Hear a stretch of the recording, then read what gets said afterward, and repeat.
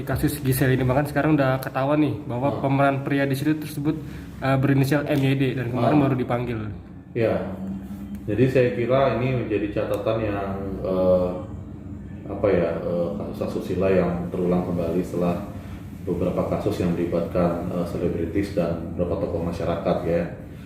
Saya kira mungkin ada satu hal ya, atau beberapa hal yang kita lihat dalam perkara ini. Pertama, ada persoalan pelanggaran hukum dan ada persoalan aspek perbuatan sosial yang saya kira ini apakah disebut dengan penyimpangan atau tidak, itu biarlah menjadi wilayah para ahli bidang sosial maupun psikologi seks yang akan mempelajarinya. Tapi dari terminologi hukum tentu ini selalu menjadi perdebatan ya di kalangan para ahli hukum dan masyarakat.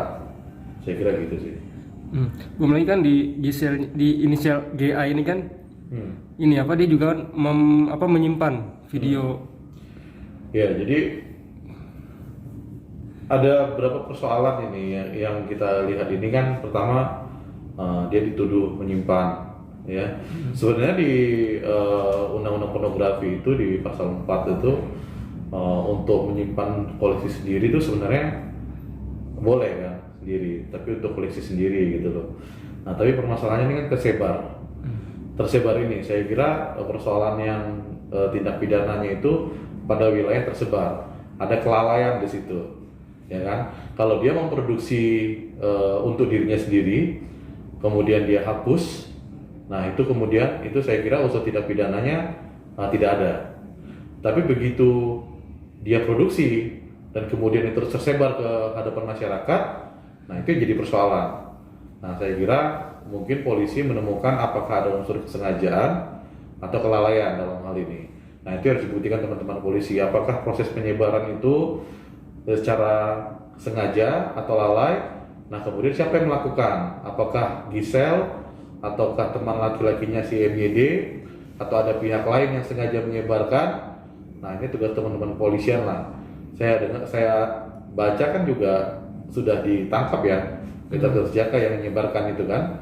Nah, tapi dari mana itu awal mula dia dapat? Nah, itu harus diselidiki oleh teman-teman kepolisian. Berarti dengan bukti-bukti dari polisian dan menetapkan Gisel jadi tersangka, berarti kuat untuk ditahan, Bang? Gini, syarat penahanan itu kan ada syarat subjektif, ada syarat objektif. Nah, ancaman hukumannya ini minimal 4 tahun atau 5 tahun, ya kan. Kemudian misalnya dianggap menghilangkan barang bukti atau diduga tidak kooperatif ya, usaha melarikan diri. Saya kira dalam sisi ini kewenangan penyidikan itu termasuk dalam hal untuk penahanan itu kewenangan yang sifatnya subjektivitas penyidik. Apakah dalam kasus ini Gisel perlu ditahan atau tidak? Nah, nanti yang penyidik akan menentukan dengan memenuhi kategori unsur subjektif dan objektif tadi. Nah, saya kira kan menurut saya sih nggak terlalu penting ya untuk Gisel ditahan gitu ya.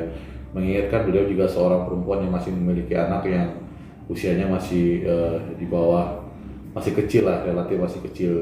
Sehingga saya juga meminta dengan apa ya, menyarankan ke pihak polisian untuk tidak menahan Gisel gitu. Meskipun kalau memproses ya silakan lah memproses nanti sampai ke pengadilan ya silakan aja gitu. Tapi kalau memang terbukti nanti di pengadilan memutuskan bersalah dia ditahan, ya itu konsekuensi hukum kan.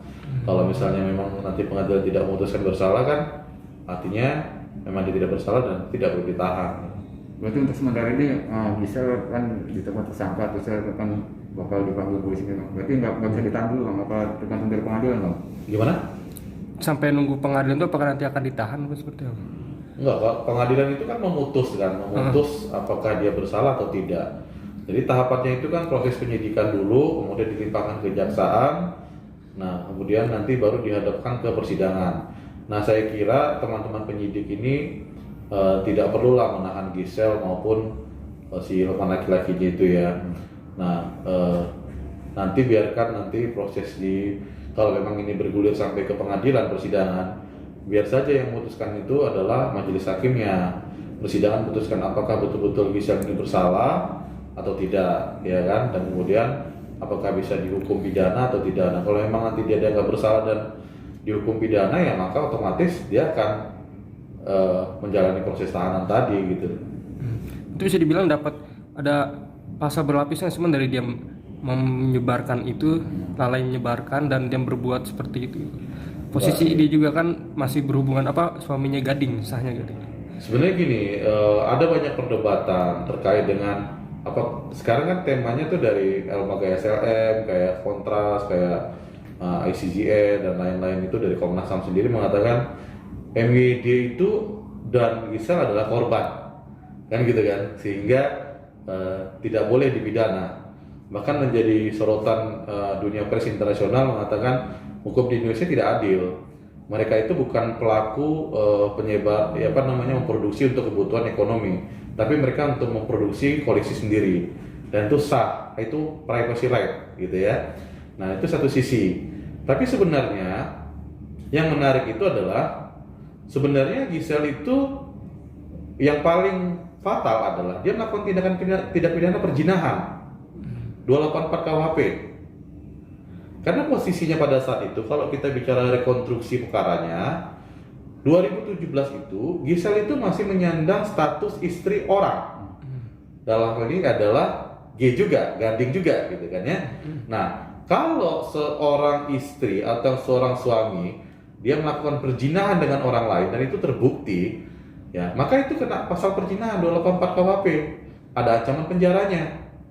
Tetapi dalam kasus ini harus ada yang mengadukan karena dia delik aduan.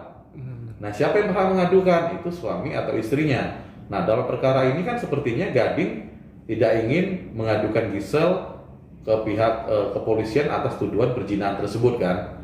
Nah, saya kira ya itu biarlah menjadi wilayah privasi mereka masing-masing gitu. Gitu. Berarti dari Gisel juga kan masih punya anak kecil. Berarti itu ada peringanan penahanan itu, Bang? Ya mungkin pertimbangan punya tanggung jawab baik sebagai seorang ibu, kemudian tanggung jawab ada pekerjaan. Nah, sepanjang Giselnya kooperatif, tidak menghilangkan barang bukti, tidak berusaha melarikan diri. Nah, saya kira bisa jadi pertimbangan untuk penyidik untuk tidak menahannya gitu. Seperti itu. Oke. Gimana, Rip? Oke? Oke.